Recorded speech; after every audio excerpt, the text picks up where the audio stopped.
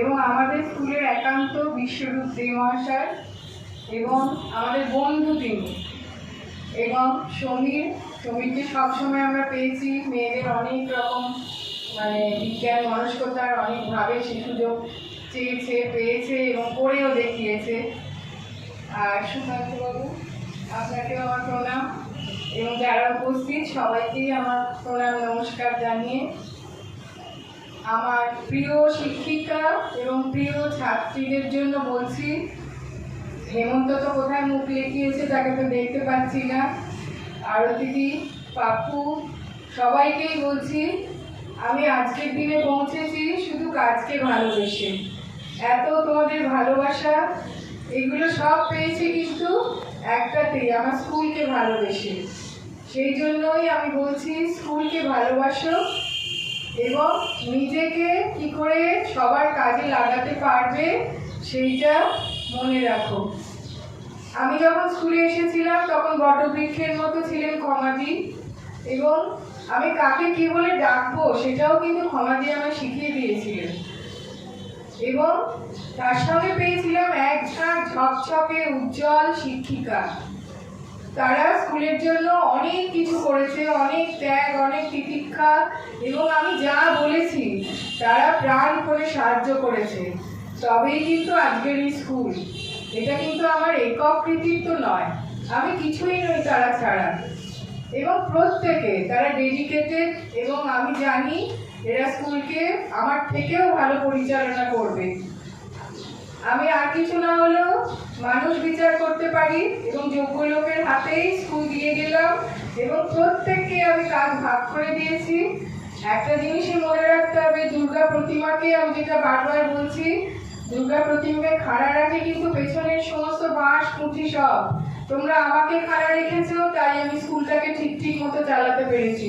এই দীর্ঘ করোনার সময় একটা করে ফোনে, একটা করে মেসেজ এসছে, একটা করে মেইল এসছে, তোমরা অক্লান্ত পরিশ্রম করে সেই সমস্ত জিনিসগুলো সঙ্গে সঙ্গে আমাকে দিয়েছো, তথ্যগুলো দিয়েছো, আমরা সমস্ত কিছু ঝড়ঝঞ্ঝা পেরোতে পেরেছি এবং কোনো জায়গায় কিন্তু বীরেন্দ্র বালিকা বিদ্যালয় ব্ল্যাক লিস্টেড নয়, সব জায়গায় প্রথম যে সমস্ত ডিআই মেইল করেছে তার প্রথম উত্তর আমরা দিয়েছি।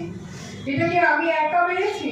প্রত্যেকটা জিনিস তোমাদের কাছে তথ্য এবং তোমরা সঙ্গে সঙ্গে সাহায্য করেছো, সেই কারণেই আজকে স্কুলটার এই জায়গায় এসছে।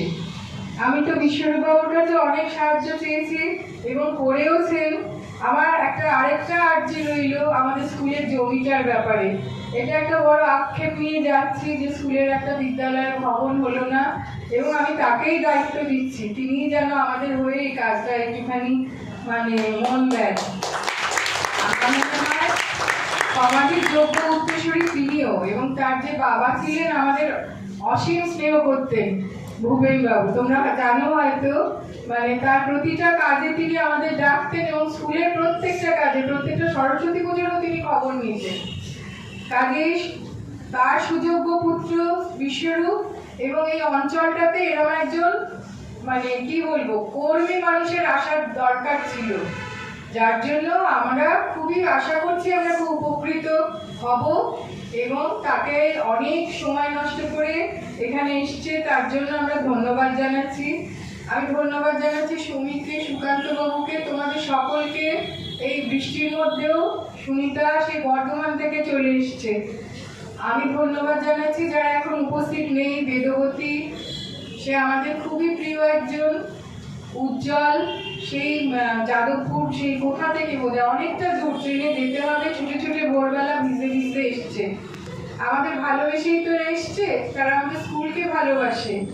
কাজেই এদের ভালোবাসাটা যাতে আমরা ধরে রাখতে পারি সেই কাজে আমাদের মন দিতে হবে এবং আমার শরীর সুস্থ থাকলে এবং থাকবে নিশ্চয়ই, এবং তোমরা যখন ডাকবে স্কুলের প্রয়োজনে আমি কিন্তু সর্বসময় আসবো। আমার হয়তো সেই দিন বললে সেদিন না পারলেও তার পরদিন আমি ঠিক চলে আসবো, আমার কোনো অসুবিধা হবে না। স্কুলের যে কোনো কাজে আমি আসবো। আর নবনীতা আমাকে বললো, কোথায় পালালো নবনীতা, তোমার ওপর আমি কিন্তু এক ক্লাসের ভার চাপাইনি, আমি কিন্তু পেছন থেকে ধরে রাখবো। সবাইকে বলছি, প্রত্যেকে তোমরা আমাদের যোগ্য উত্তরসূরি, তোমরা তোমাদের নিজের কাজটা খুব ভালোবেসে করো এবং তোমরা সবাই স্কুলটাকে একটা সুন্দর জায়গায়, আমার থেকেও ভালো জায়গায় পৌঁছতে পারবে। এটাই আমার মানে কি বলবো, তোমাদের কাছ থেকে আশা।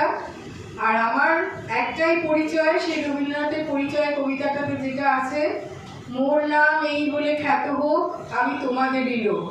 আমি তোমাদের বাইরে আমার কোনো অস্তিত্ব নেই, কোনো পরিচয়ও নেই, তোমাদের বর্তি এই সাথেই আমি আছি, থাকবো। সবাইকে ধন্যবাদ জানিয়ে আমি শেষ করছি।